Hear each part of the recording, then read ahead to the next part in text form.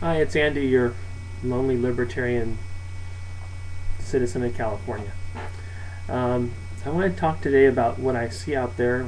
This past weekend, a lot of videos showed up about what's going on in California here.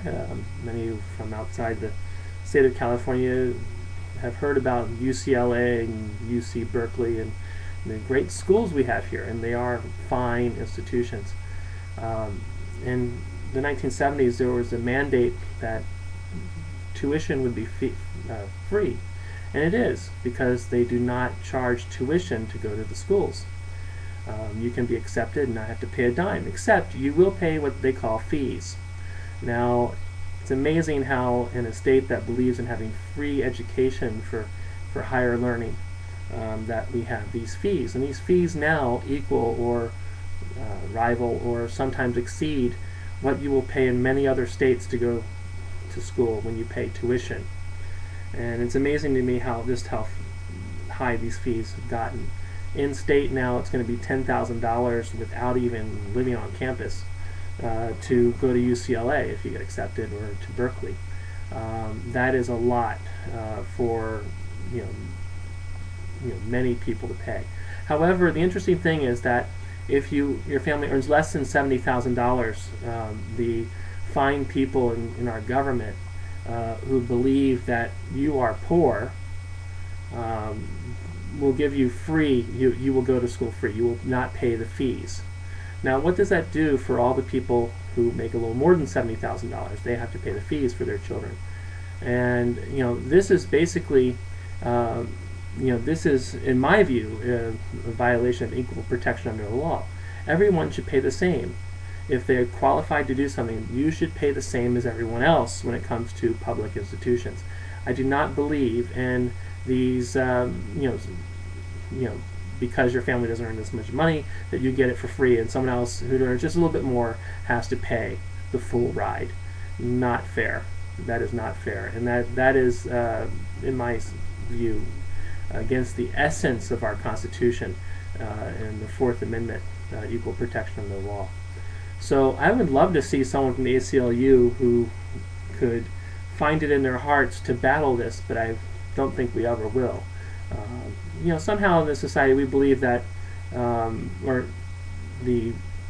should say for the last 40 years, that somehow we should create opportunity by giving things away, and that's not how you create opportunity. You create opportunity by lowering the cost for everyone, and then the cream will rise to the top.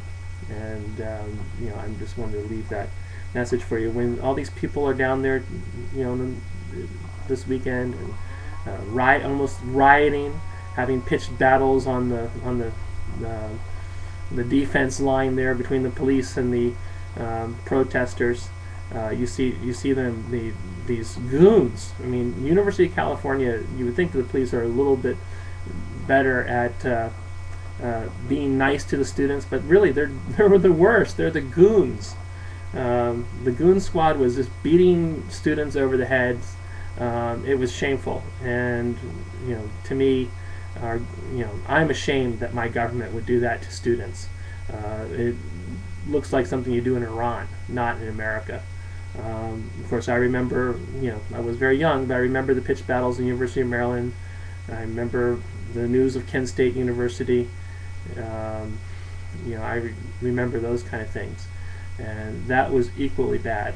My father was a National Guardsman at the time, and he remembers that. So, or not Guardsman, Coast Guard Reserve. It's sad, really sad. So, I hope that the brilliant minds that we have here at the University of California will come to their senses, and also in our government, and not raise the fee and figure out how to cut costs. The only way to really muddle through this time is to cut costs. Raising fees is not going to help, because what's going to happen is going to end up having more people. You're going to have more people who won't be able to afford to go to college, while the guy down the street whose parents make less money will go for free. And that is really sad, really, really sad to see that happen to people who want to get a college education. So anyways, I'm going to leave you with that, and I will put up the card of some really neat person, and she's a great motivator. Her name is Christine, and she well, this is what she does. She motivates people, and she certainly motivated me. And she writes and she speaks, and if you have a company picnic or something and you need someone to come to your company picnic and boost the morale a little bit, Christine's the gal for you. So I'll leave her card up there.